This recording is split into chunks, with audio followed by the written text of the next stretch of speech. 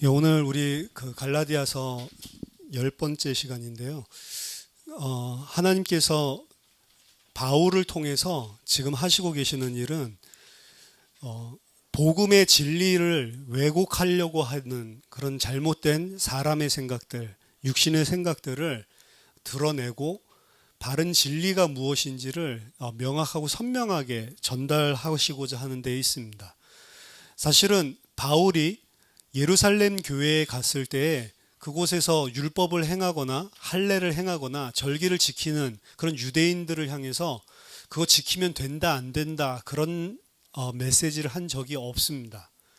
이 사람들은 태생적으로 유대인으로 태어났고 자연히 그들은 할례를 행하고 또 유대인이기 때문에 유대교에서 이야기하고 있는 율법과 그리고 그 절기들을 다 지키고 있었단 말이에요. 그것을 지킨다 안 지킨다는 사실은 큰 일이 아닙니다. 그렇기 때문에 너희들 이제 예수 믿었으니까 할례하면 안 돼, 그런 메시지를 바울이 한 적이 없었던 거죠. 근데 이 사람들은 이방인들이 이 그리스도의 복음을 받았는데도 불구하고 할례를 행하거나 모세의 율법을 행하지 않는 이런 부분들을 발견을 했을 때 이게 잘못됐다고 생각을 해서 적극적으로 그들에게 가서 너희들이 구원을 받으려면 그냥 예수 믿는 걸로만 되는 게 아니고 지속적인 성령의 능력과 지속적인 하나님의 백성으로 남기 위해서, 아브라함의 아들 자손으로 남기 위해서는 할례를 행하고 유대인답게 돼야 된다. 모세가 전한 율법을 지켜야 된다라고 오히려 이 복음을 받은 이방 교회들을 찾아다니면서 설득시키던 사람들이었습니다. 그 사람들이 지금 갈라디아 교회에 나타난 거짓 교사들이란 말이에요. 이 사람들은 이방인의 선교사로 자신들을 자청하던 사람들이었습니다. 바울뿐만이 아니고 지금 거짓 복음의 진리를 전하고 다니는 이 사람들도 자기 자신을 이방 선교에 생을 건 사람들이에요. 이 사람들도. 그리고 자신들은 예수 그리스도를 믿는다고 생각한 사람들입니다. 근데 이들이 가지고 있는 그 적극적인 마음을 가지고 곳곳마다 찾아다니면서 전하는 진리 자체가 왜곡이 돼 있기 때문에 바울 입장에서는 이게 굉장히 큰 사건으로 보고 있는 것입니다. 어떻게 보면 하나님은 이 주다이저들, 거짓 교사들을 통해서 바울을 입술을 통해 또 바울의 서신을 통해서 이 복음의 진리가 무엇인지를 확실하게 말하고 있지만 실상은 이게 주다이저들의 문제뿐만이 아니고 우리 자신들이 오늘날에도 동일하게 가지고 있는 문제에 대한 해답을 제시해주고 있는 것입니다. 바울은 오늘 갈라디아 교인들에게 두 번째 서신적인 비난을 하고 있어요. 가장 첫 번째 나온 것은 갈라디아서 1장 6절에서였죠. 그리스도의 은혜로 너희를 부르신 이를 이같이 속히 떠나 다른 복음을 따르는 것을 내가 이상하게 여긴다. 이게 이제 첫 번째 비난이라고 한다면 오늘 두 번째는 더 직설적이고 더 강력한 비난입니다. 어리석도다 갈라디아 사람들아, 예수 그리스도께서 십자가에 못 박히신 것이 너희 눈앞에 밝히 보이거늘 누가 너희를 꾀더냐. 처음에 호칭 자체가 너희 어리석은 갈라디아인들아 라고 이야기를 하고 있습니다. 그 전에 1장에서 나왔던 호칭들을 보면 분명히 내 형제들아 라고 이야기를 합니다. 그러니까 이 사람들을 하나님의 백성으로, 하나님의 가족으로 이야기를 하는 거죠. 내 형제 자매들아 라고 이야기를 하고 있는데 오늘 3장에서는 그 어투가 완전히 바뀌죠.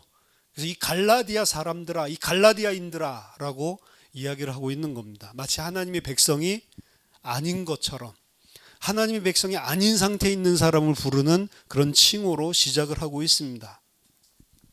그러면서 너희가 어리석다라고 이야기하죠. 어리석은 자, 지혜로운 자의 구분, 바울이 사용하고 있는 개념은 세상적인 개념이 아닙니다. 우리가 그걸 잘 알려면 고린도전서 1장 17절에서 31절 보면 누가 어리석은 자고 누가 하나님의 지혜를 보셨을 때 지혜로운 자인지를 드러내고 있죠. 사람은 어리석습니다.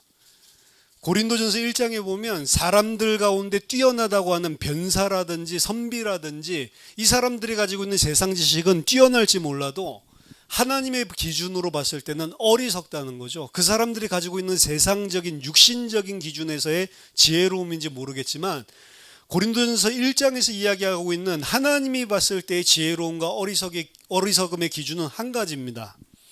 십자가에 달리신, 십자가에서 처형당하신 예수 그리스도를 믿냐 안 믿냐 그 자체가 어리석음과 지혜의 구분이란 말이에요.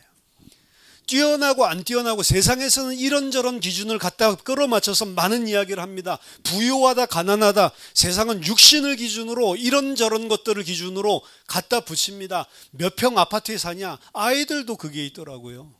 초등학생 1학년 2학년들도 너희 집은 몇 평이야, 그거 가지고 이야기하는 게 오늘날 부하다 가난하다, 가졌다 안 가졌다, 지혜롭다 아니다, 너 몇 점 받았어, 그게 기준이죠. 너 몇 등이야. 옛날에 뭐 개그 프로그램 뭐 1등만 알아주는 더러운 세상이라고 그러는데, 그러니까 무조건 하고 세상에서 이야기하는 지혜로움과 어리석음, 가진 것, 가지지 않은 것, 전부 다 육신인데 성경에서 말하는 지혜로운 것, 가진 것, 부요한 것, 한 가지 기준입니다. 십자가에서 달려서 죽으신 예수 그리스도를 믿냐 안 믿냐, 이걸로 다 갈리는 거예요. 그 믿는 자가 지혜로운 자라고 그러고, 그 믿는 자가 부요한 자라고 이야기를 하고, 한 가지 기준으로 하나님은 다 가른단 말입니다. 근데 세상 기준에서 봤을 때 가지지 못한 자, 그리고 세상 기준에서 봤을 때 어리석은 자, 이 사람들은 오히려 예수 그리스도를 믿는 자들이란 말이에요.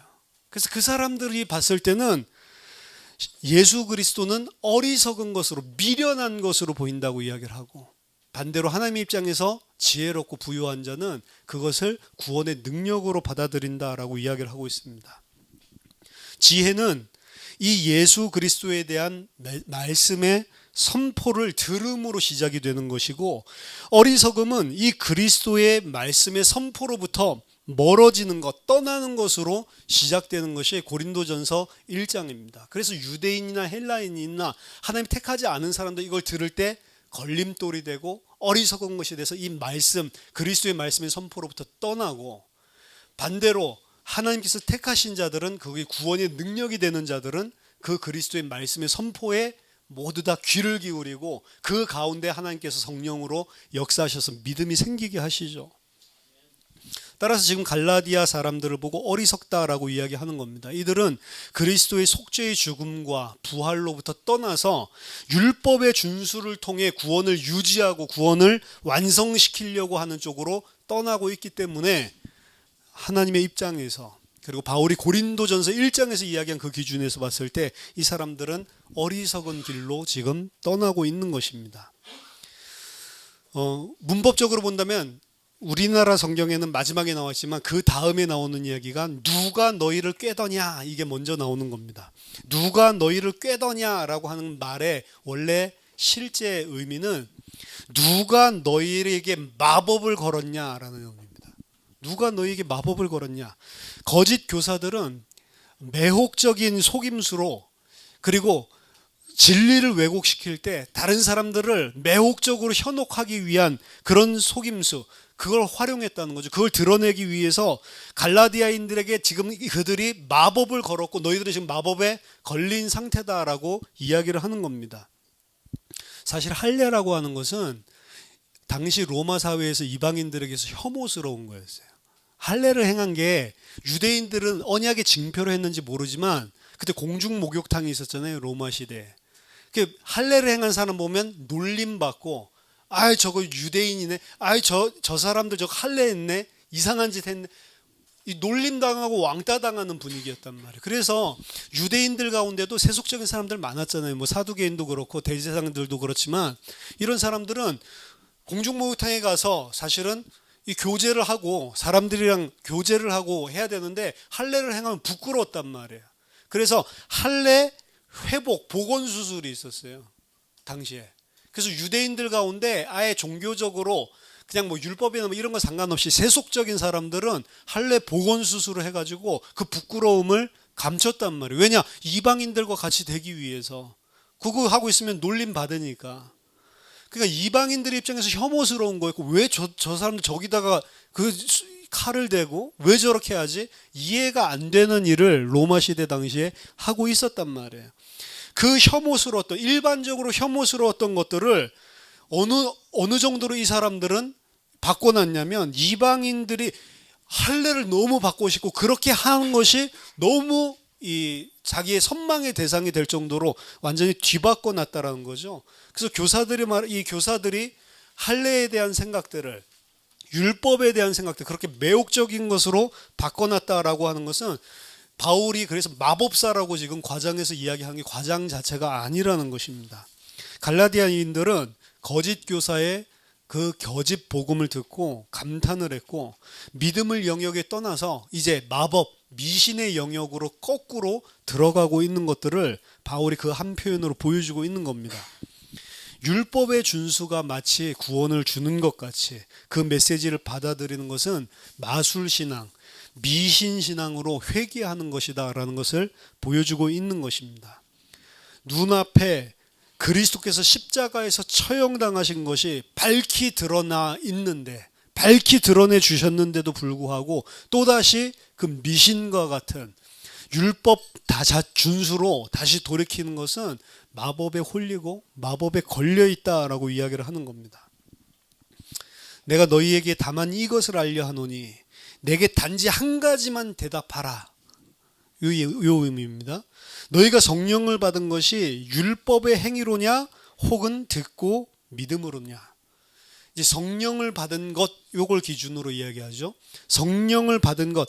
왜 바울은 여기서 갑자기 성령을 받은 것에 대한 이야기를 불쑥 꺼냅니까? 그 이유는 이 성령이 그 거짓 교사들이 갈라디아인들을 속이고 갈라디아인들의 거짓 진리로 왜곡시키는데 굉장히 중요한 주제 중에 하나였기 때문에 그렇습니다. 성령이라고 하는 그 주제를 가지고 마법을 걸어서 그들이 하나님의 바른 진리를 떠나서 거짓 율법 준수로 그들을 돌이키는데 중요한 역할을 했다는 겁니다. 그걸 알 수 있는 게 5절입니다. 너희에게 성령을 주시고 너희 가운데 능력을 행하시는 이의 일이 율법의 행위에서냐 혹은 듣고 믿음에서냐. 성령을 주시고 성령으로 능력으로 너희 가운데 행하시는 것. 그러니까 이 사람들이 주장했었던 것들을 여기서 알 수 있는 겁니다. 율법의 행위를 통해서만 성령을 주시고 성령의 능력이 지속적으로 나타나는 것이다 라고 이 사람들이 이야기했던 겁니다. 너희들이 성령 받았냐? 그 성령의 능력을 지속적으로 공급받기 위해서는 너희가 하나님의 백성답게 율법을 지켜야 된다. 이렇게 이야기하는 겁니다. 너희들 가운데 왜 성령의 역사와 능력이 지속적으로 안 나타나는 줄 아냐? 너희들이 율법 안 지켜서 그렇다. 너희들이 만약 율법을 지킨다면 성령이 능력으로 너희 속에 역사할 수 있는데 너희들이 율법 안 지키고 있기 때문에 그 능력이 실제 일상 너희들의 삶 속에서 지금 안 드러나고 있는 것이다. 여러분, 이게 거짓 교사들 이야기입니까? 우리도 그렇게 생각한단 말이에요. 왜 성령의 능력이 안 나타나냐? 내가 하나님 앞에 똑바로 이렇게 못 살고 있으니까 성령의 능력이 안 나타나지. 거꾸로 내가 하나님의 원하시는 대로 바른 삶을 살고 있으면 능력이 나타날 것인데 성령의 능력이 어디에 지금 좌우되죠? 내가 똑바로 사냐, 똑바로 살지 않냐에 좌우되죠.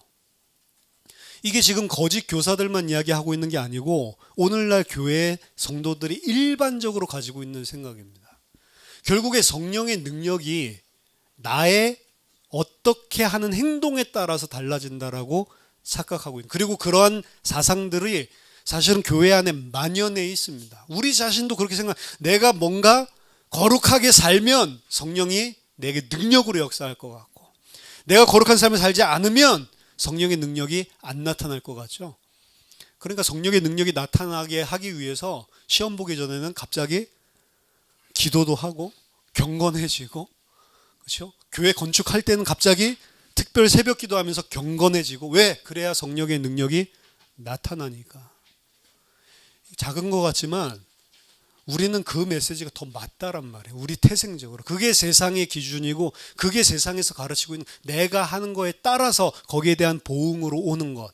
이게 너무 익숙하단 말이에요.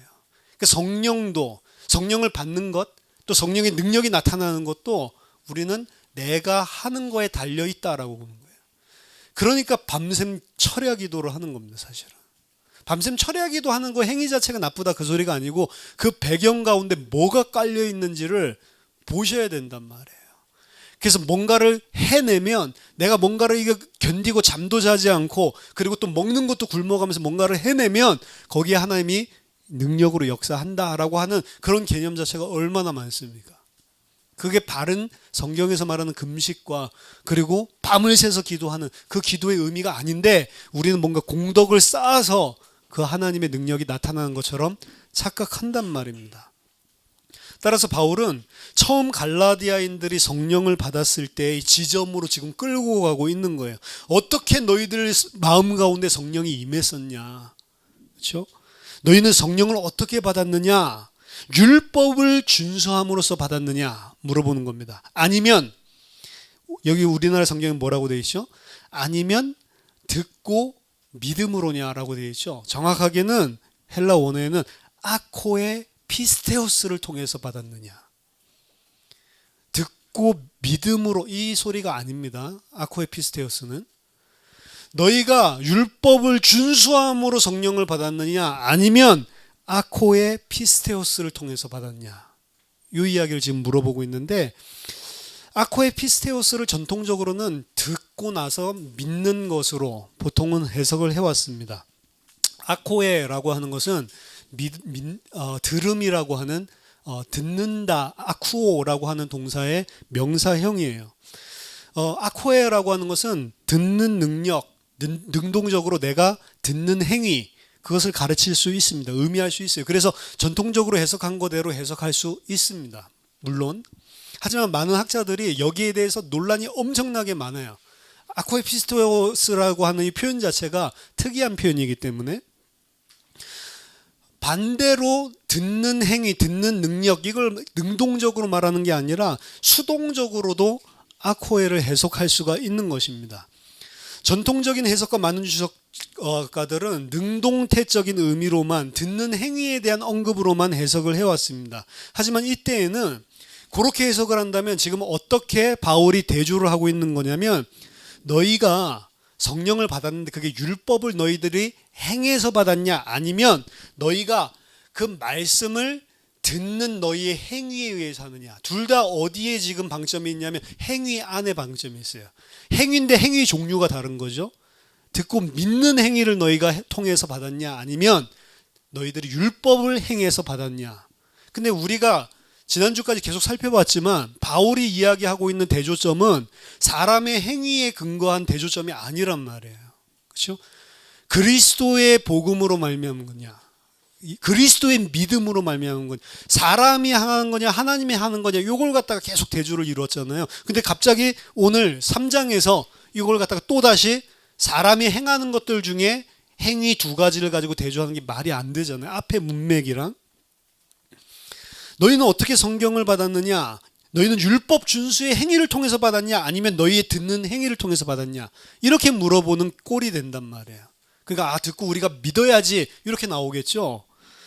하지만 수동태적인 의미로 이해를 한다면 율법 준수라는 것과 그리고 아코에라고 하는 것을 사람들의 행위로 보는 것이 아니고 율법 준수는 사람들의 행위, 하지만 아코에라고 하는 것은 그리스도 안에서 일어난 하나님의 묵시적인 하나님의 행위, 하나님의 행동, 요것으로 나눌 수 있다는 겁니다.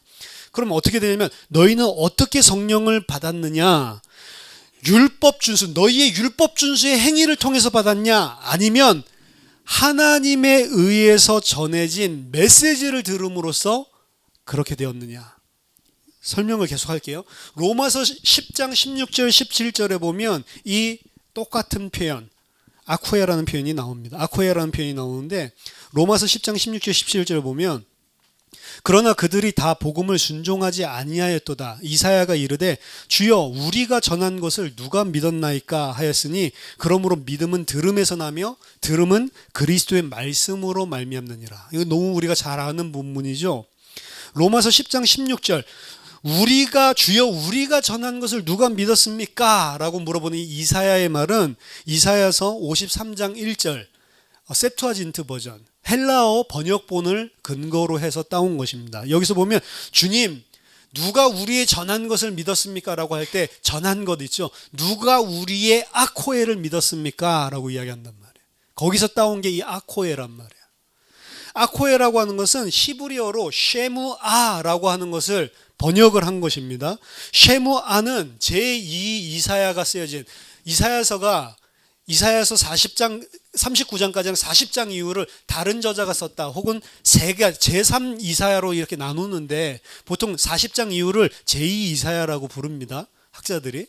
제2 이사야서들이 쓰여진 때 그때에 이 쉐무아라고 하는 것은 여호와의 메시지, 여호와의 계시를 나타내는 이 테크니컬 텀, 전문 용어예요. 그러니까 아쿠아, 쉐무아라는 소리를 들으면 여호와의 메시지, 하나님이 주신 메시지 이렇게 알아들었단 말이죠. 전문 용어였습니다. 따라서 이사야서 53장 1절에서 말한 것은 주님 누가 우리의 들은 것을 믿었습니까? 라고 말하는 게 그 전문 용어로 그때 당시에 활용했었던 그 텀으로 들으면 주님 누가 여호와로부터 전의 메시지를 들었습니까? 누가 우리가 이렇게 전달해준 여호와로부터 우리가 받은 그 메시지를 들었습니까? 믿었습니까? 이 이야기가 이사야서 53장 1절이라는 이야기입니다. 그래서 이 말씀을 인용한 후에 바울은 로마서 10장 17절에 거기에 대한 해석을 하고 있는 거예요. 이와 같이 믿음은 아코에로부터 오는 거다. 아코에는 뭐라고요? 여호와의 메시지로부터 오는 거다. 여호와의 메시지에 방점이 있는 거라면 아코에라는 것은 내가 듣는다 그게 아니고 여호와의 전해준 메시지. 그걸 누가 믿었습니까? 그러니까 들음이 아니란 말이야. 아코에를 정확하게 바울이 사용한 걸로 해석하려면 믿음은 아코에로부터 온다라고 했을 때 내가 듣는 행위로부터 온다는 게 아니고 하나님이 주신 그 메시지로부터 믿음이 온다라는 의미입니다. 따라서 바울이 지금 갈라디아서 3장 2절에서 대조를 이루고 있는 것은 성령을 받은 것이 사람의 행위, 즉 사람이 율법을 지킴으로 성령을 받는 것이냐 아니면 사람이 믿음을 갖기 위해서 들음으로 오는 듣고 믿으려는 그 행위에서 온 것이냐 그 이야기를 하는 것이 아니고 반대로 바울은 성령을 받게 되는 것은 생성 장소가 둘 중에 무엇인지를 대주해서 이야기하는 거예요. 우리에게 성령을 주시는 그 생성 장소가 율법을 준수하게 되는 사람의 행위가 바로 그 성령을 받게 되는 생성 장소냐 아니면 하나님의 메시지냐 우리가 하나님으로부터 들은 그 메시지, 말씀이냐라는 것을 이야기하고 있는 겁니다. 그래서 아코에와 피스테오스를 두 개를 합쳐서 지금 나타나는 아코에 피스테오스는 여기서도 이제 두 가지 해석이 가능한 거예요. 첫째는 너희는 율법 준수 행위로서 성령을 받았느냐 아니면 믿음이라고 하는 내용으로 구성되어 있는 하나님의 말씀으로 인해서 성령을 받았느냐 이렇게 해석할 수가 있고요. 전 두 번째가 훨씬 더 좋은 해석이라고 생각하는데 믿음으로 구성된 믿음을 그 들음의 메시지의 내용이라고 첫 번째는 이야기를 하는 거지만 두 번째 해석은 믿음이 그 메시지의 목적으로 해석을 하는 겁니다. 말하자면 이건 로마서 10장 16절 17절에서 그대로 사실은 똑같은 맥과 흐름을 하고 있는 거예요. 로마서 10장 16절 17절에서 명사 믿음이라고 하는 것은 사실은 이 들음 하나님의 말씀의 목표점이란 말이에요. 그리스도의 말씀을 들음으로 우린 그렇게 했죠. 그리스도의 말씀을 들음으로 믿음이 난다. 너희들이 하나님이 전해주신 그리스도의 그 메시지로 믿음이 생긴다라고 하는 거거든요. 그러니까 메시지의 기능은 뭐냐면 그 하나님의 말씀, 주님이 전해주신 말씀은 우리 안에 믿음을 일으키는 결과를 낳는단 말이에요. 믿음은 하나님의 말씀, 정확한 복음을 들을 때 내가 믿는 것이 아니고 그 말씀이 하나님이 택하신 자들 속에 믿음을 불러 일으키는 것을 말합니다. 그러니까 들음을 통해서 믿음이 생기는 건 내가 잘 들어서 믿음이 생겨야지가 아니고 하나님의 말씀이 선포될 때 하나님이 택하신 자들 속에 유효적으로 믿음을 불러 일으킨단 말이에요. 그러니까 말씀 들음이 목적으로 믿음을 끌어내는 거지 말씀 자체의 믿음 내용을 이야기하는 것보다 목적으로 생각하는 게 더 맞다는 겁니다. 그러면 어떻게 해석되냐면 결과적으로 너희는 율법 준수의 행위로서 성령을 받았느냐? 아니면 하나님의 메시지, 즉 믿음을 너희 속에 이끌어내고 점화해서 불붙이는 그 하나님의 말씀의 결과로 너희들이 성령을 받았느냐? 그 이야기를 대주에서 이야기한단 말이에요. 너희가 이 성령을 받는데 뭐 한 게 있냐? 하나님의 말씀이 너희 속에 믿음을 점화시키고 발화시켜서 너희들을 이끌어내서 성령을 받은 거 아니냐? 너희들이 한 거 아무것도 없지 않냐? 성령 받는데 지금 그 이야기를 하고 있는 거예요. 하나님의 말씀이 강권적으로 너희들 안에 한 거 아니냐? 왜 너희들이 한 것처럼 생각하냐? 이 어리석은 갈라디아 사람들아 라고 이야기를 하는 겁니다. 너희에게 성령을 주시고 3장 5절에 너희 가운데 능력을 행하시는 이의 일이 율법의 행위에서냐 혹은 듣고 믿음에서냐. 이거 듣고 믿음에서냐라고 하면 이 대조가 그래서 안 된단 말이에요. 듣고 믿음이 아니고 너희들이 믿음을 불러일으키는 그 메시지를 들었던 그 메시지를 통해서냐 이렇게 물어보는 거란 말입니다. 따라서 3장 5절에서 듣고 믿음에서냐 요 너희들 속에 능력을 행하시느니 성령을 주시느니 이걸 다 현재형으로 쓰고 있거든요. 그러니까 과거에만 그랬을 뿐만 아니라 지금도 성령을 주시고 지금도 성령이 능력으로 행하시는 것은 너희들의 율법 준수 행위에 있는 것이 아니고 그 말씀, 하나님의 말씀이 하시는 것들이다. 거기에 모든 방점들이 다 있는 겁니다. 우리가 이 말씀을 듣고 말씀을 잘 들어야지 좋은 것입니다. 하지만 그 말씀 듣는다고 우리 안에 믿음 생기는 게 아닙니다. 하나님이 역사해야 되는 거지. 그렇죠? 한 번만에 뒤집어질 수가 있어요. 사람은 그래서. 왜냐? 그게 내가 잘 듣고 내가 뭘 하려고 하는 것에 의해서가 아니고 하나님의 주권적인 선택과 은혜에 의해서 되는 거기 때문에. 그리고 그 사람은 반드시 하나님의 말씀을 통해서 하나님이 작업을 하십니다.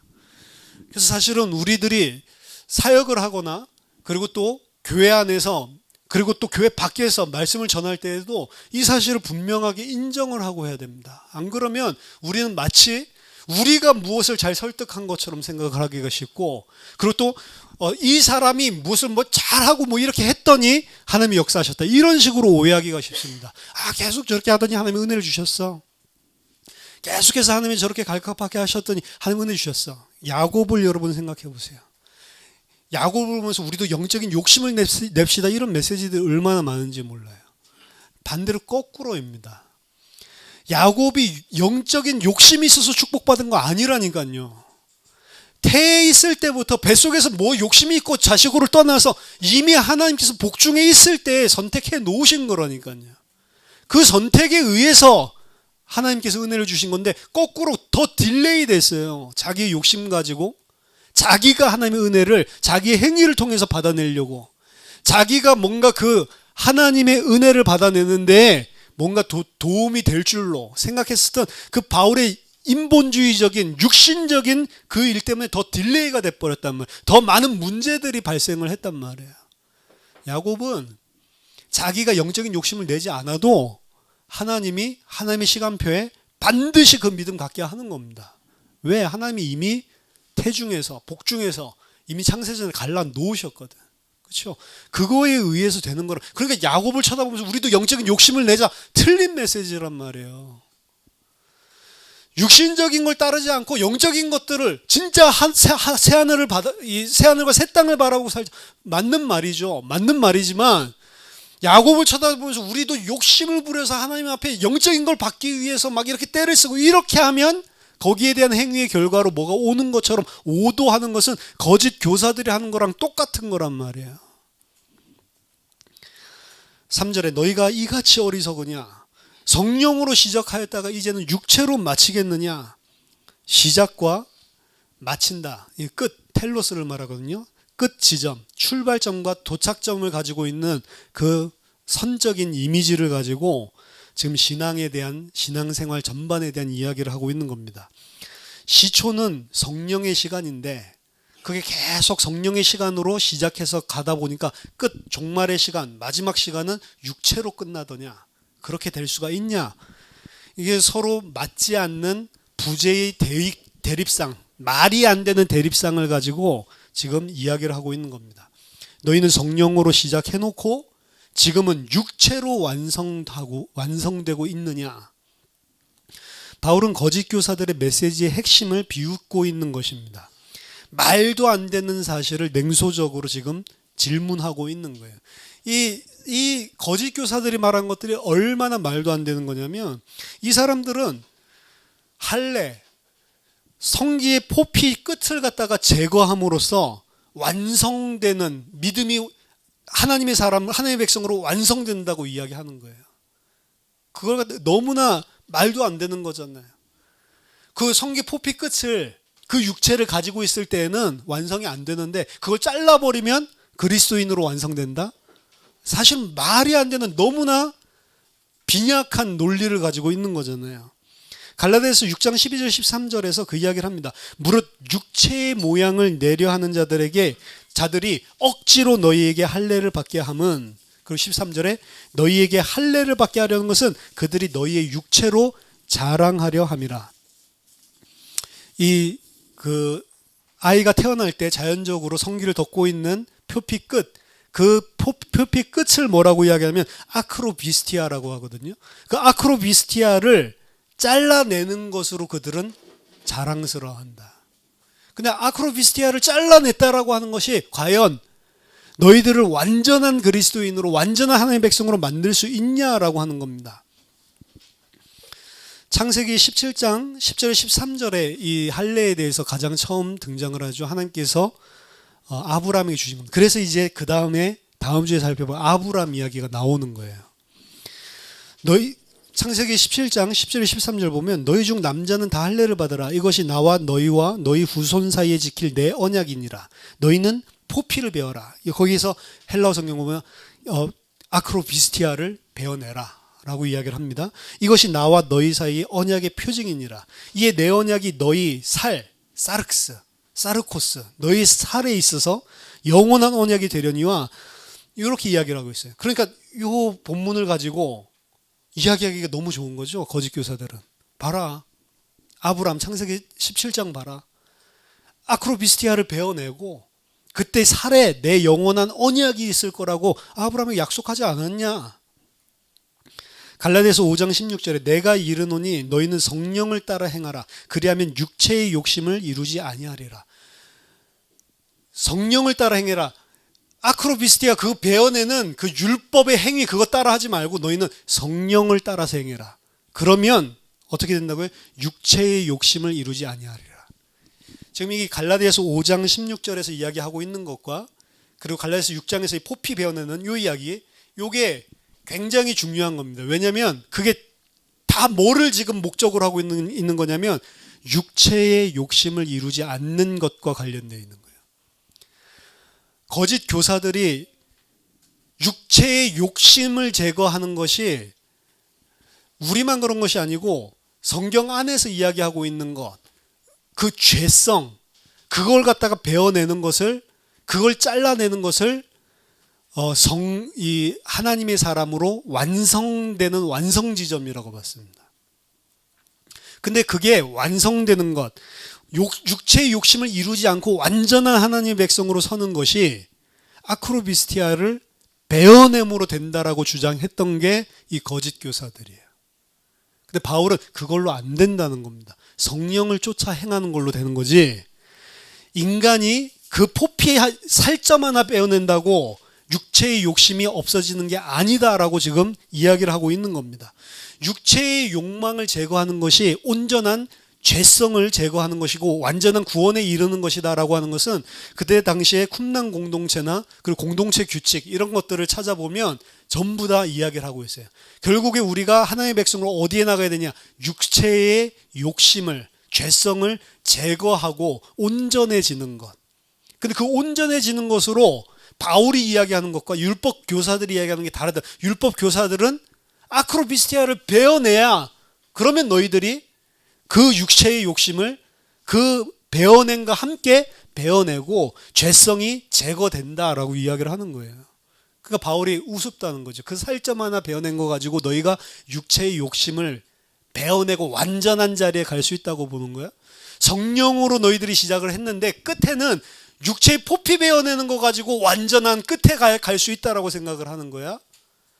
성령으로 시작해서 성령으로 가는 것이지 어떻게 그게 육체의 포피 하나 베어냈다고 완전한 자리에 갈 수 있냐라고 이야기를 하는 겁니다. 육체의 욕망을 제거하는 것, 완전해지는 것이 어떻게 그 율법의 행함, 포피 베어냄 그거 가지고 갈 수 있다라고 생각하냐. 이 어리석은 자들아. 어떻게 성령으로 시작을 했다가 그쪽으로 너희들이 완성을 하려고 하냐. 끝마친다라고 하는 시작과 끝을 이야기하는 그 끝은 완성 이야기예요. 어떻게 그렇게 해서 성도가 하나님의 백성으로 완성이 된다고 생각하냐.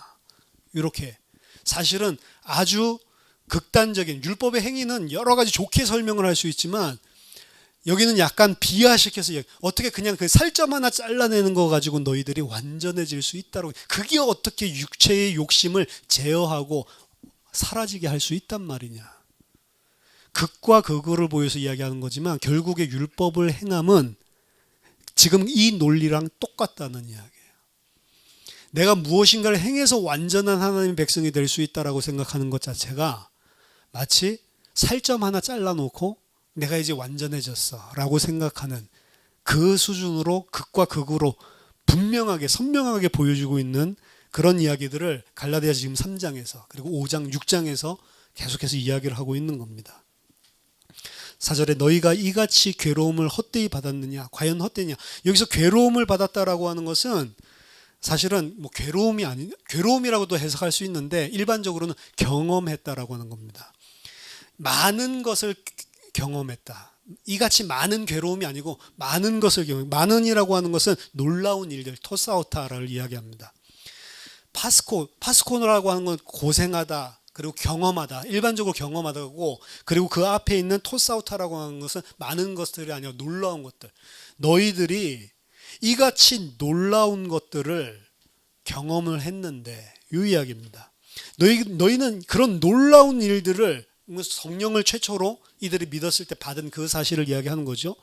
너희들이 이같이 놀라운 것들을 경험했는데 과연 그것이 너희들이 경험한 것이 헛된 것인가?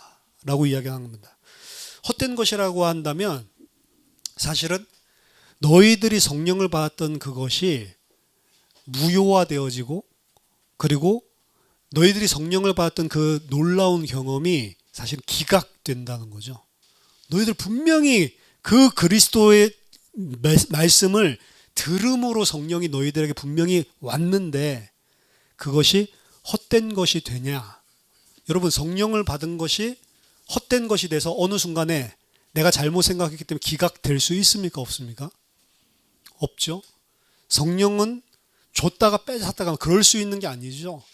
성령을 받았다고 하는 것은 하나님이 그 속에 강권적으로 믿음을 불러일으키셔서 하나님의 백성으로 침투해서 들어오는 사건이기 때문에 그것이 내가 어떤 행위를 한다고 해서 갑자기 기각되는 일은 없습니다. 그리고 그 성령을 받았다는 증거는 그 사람이 진리를 듣고 믿음으로 반응하는 거란 말이에요. 그럼 진리를 듣고 믿음으로 반응하는 건데 그게 어떻게 기각될 수가 있어요? 기각될 수가 없는 거죠. 그래서 뒤에서 이야기하는 것이 과연 헛되냐라고 하는 것이 그게 아니고 정말로 그것이 상상이 가능하다면 정말로 그것이 헛될 수 있다라고 하는 상상이 가능하다면 그런 것들이 가당키라고도 한 거냐라고 물어보는 겁니다. 그래서 지금 4절도 사실은 좀 번역이 잘못되어 있는 건데 너희들이 그 놀라운 성령을 받은 그 경험이 헛된 것이 될 수 있겠냐? 정말 다시 한번 생각해봐라. 정말로 그런 것들이 무효화될 수 있는 것들이 상상 가능이나 한 것이냐? 이렇게 물어보는 거예요. 안 된다는 거죠. 헛되이 성령 받는 것 그런 것들은 없다라고 하는 것입니다. 갈라디아인들은 지금 거짓 복음에 미혹된 상태에 있는데 그들의 모습이 정말로 위험한 상태에 있는 것은 맞지만 그들이 정말로 성령을 받은 것이 맞다면 그들은 생명에서 떨어져 나가는 것이 불가능함을 이야기하고 있습니다. 오히려 거꾸로 바울은 그들의 생명의 중간에 유산되는 가능성 자체가 절대적으로 없다라고 하는 것을 이야기하고 있는 거예요. 그런 것들은 상상할 수도 없는 거다. 마지막 부분은 그 이야기예요. 그래서 갈라디아인들이 정말로 복음을 받고 성령으로 거듭난 것이 맞다면 지금 이 바울이 전하는 갈라디아서를 들을 때 반드시 그들은 이 믿음으로 돌아설 수밖에 없다라는 이야기입니다. 우리가 복음을 받고 하나님의 은혜로 구원을 받고 나서도 종교적인 혹은 율법적인 행위적인 세상적인 다른 메시지를 듣고 미혹될 수는 있습니다. 하지만 정말로 그것이 성령으로 거듭난 자들이라면 그리스도의 메시지, 하나님의 메시지, 그 들음이 있을 때, 그 들어온 그 메시지가 선포될 때 그 사람들은 성령이 있기 때문에 반드시 바른 길로 돌아온다는 거죠. 안 돌아오면 뭐죠? 원래부터 아니었던 거거나 아니면 맞지만 아직 시간표가 아니거나 그건 하나님이 판단하실 부분이지 뭐 인간이 판단할 수 있는 영역은 아닙니다. 근데 바울은 여기서 확신하는 거예요. 너희들이 듣고 믿음으로 성령을 받은 자가 맞다면 절대로 너희들은 떨어져 나갈 수가 없다. 이 말씀을 들을 때 너희 안에 그 처음 시작하셨던 그분이 반드시 너희를 다시 올바른 길로 세울 것을 믿고 있기 때문에 그래서 또다시 갈라디아서를 통해서 믿음을 재선포를 해주고 있는 겁니다. 너희들이 들었었던 그 복음이 무엇인지를 재선포하고 있는 거예요. 말씀을 선포하고 바른 진리가 선포될 때 하나님이 강권적으로 그 속에 믿음을 불러일으키시는 게 복음이기 때문에 내가 하는 것이 아니고 결국에 중요한 핵심은 그래서 어디냐면 정확한 진리의 말씀이 선포되는 것이 중요한 것입니다. 그것이 없으면 믿음을 불러일으킬 수가 사실은 없는 거잖아요. 갈라디아인들은 자신들이 확실한 믿음을 가지고 확고부동한 믿음 가운데 흔들리고 있지 않기 때문에 하나님이 성령으로 부르셨는데 중간에 기각되는 그런 일이 발생하지 않는다. 그 이야기를 이야기하는 게 아닙니다. 그들이 확신이 있는 게 아니고 그들 안에서 착한 일을 시작하신 하나님이 중간까지만 이루시다가 그만두는 일은 절대로 없는 신실하신 하나님이시기 때문에 그런 경우가 없기 때문에 하나님에게 방점이 있는 거예요. 하나님이 그 일을 너희 안에 시작하셨다면 그 하나님은 너희를 온전한 데까지 이루실 것이기 때문에 그러기 때문에 그런 것들은 상상할 수도 없다라고 이야기를 하는 겁니다. 빌립보서 1장 6절에 너희 안에 착한 일을 시작하시니가 그리스도 예수의 날까지 이루실 줄을 우리는 확신하노라. 이 이야기는 똑같은 이야기예요. 바울의 확신의 토대는 하나님의 신실성에 있는 것입니다. 따라서 5절에 너희에게 성령을 주시고 너희 가운데서 능력을 행하시는 이의 일이 율법의 행위에서냐 혹은 듣고 믿음에서냐.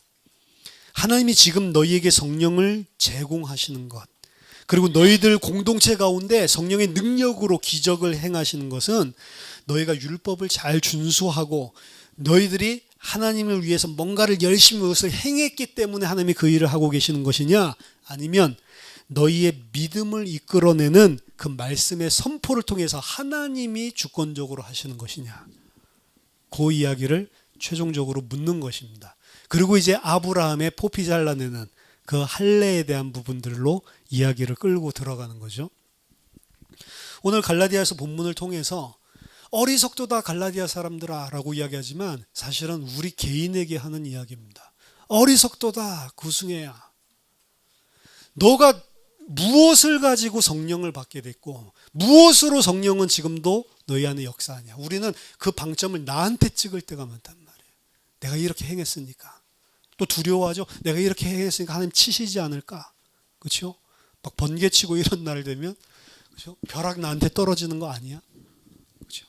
그 떨어지는 게 무엇 때문에? 내가 지금 잘못하고 있는 이것 때문에. 내가 지금 이거 뭐하고 전부 다 복음이 아닌 나에게 방점을 찍고 있는 생각이란 말이에요. 근데 세밀하게 살펴보면 우리들의 생각과 신앙이라고 하는 기조가 굉장히 그 색깔을 많이 깔고 있습니다. 그리고 교회 안에서 나를 바라볼 때도 그렇게 바라보지만 타인을 바라볼 때도 그 생각을 가지고 계속 바라보죠. 그렇죠? 이게 전부 다 복음을 떠나서 어리석은 자의 길로 가고 있는 겁니다. 우리에게 있지 않습니다. 그리고 우리가 나에게 있지 않는 것을 통해 하나님의 은혜로 하나님의 사랑으로 하나님이 강권적으로 내 속에 믿음을 불러일으킨 것이 맞다면 내가 하나님의 백성답게 하신 것이 맞다면 다른 사람에게 어떻게 뭐라고 할 수가 있어요. 그 사람도 다 하나님이 그 사람의 시간표를 따라서 하나님께서 일하실 것인데 그래서 관용, 오래 참음, 사랑 이해하고 포용하고 배려할 수 있는 것입니다. 그렇죠? 모든 것들이 다 복음 안에서 사실은 나오는 거예요. 그게 이해가 안 됐는데 내가 관용하고 포용하고 사랑하고 배려하고 이해하는 것은요, 언젠가 폭발합니다. 참는 거라고요. 내 인격을 가지고. 그래, 참으라고 했지. 사랑은 오래 참는 거라고 했지. 사랑은 관용하는 거라고 했지. 그렇지. 베푸는 거라고 했지. 이러다가 나중에는 폭발. 내가 너한테 얼마만큼 참았는데 네가 나한테 이럴 수가 있어. 막 이렇게 막 폭발해. 내가 얼마나 내가 이렇게 했는데 이럴 수가 있어. 이렇게. 왜죠? 그럼 왜 하나님이 그렇게 폭발하게 놔두죠? 하나님의 백성이라서 폭발하게 하시는 겁니다. 보라고. 어리석도다. 구승해야. 그리스도께서 십자가에서 죽으신 것이 밝히 드러나 보여주셨는데 공적으로 선포하셨다는 거거든요. 그 처형당하신 그리스도 앞에서 네 행위를 지금 들고 나오냐? 라고 이야기를 하는 것입니다. 저와 여러분들이 정말로 성령으로 시작하고 성령으로 마치는, 성령으로 완성되는 그 하나님의 진리 가운데 온전한 하나님의 백성으로 승리하시기를 예수 그리스도 이름으로 축원합니다. 기도하겠습니다. 하나님의 은혜를 감사드립니다. 저희 안에 온전한 하나님의 은혜와 사랑, 그리스도만이 하나님 저희들의 전부가 될 수 있도록 저희들에게 참 믿음을 허락해 주시옵소서.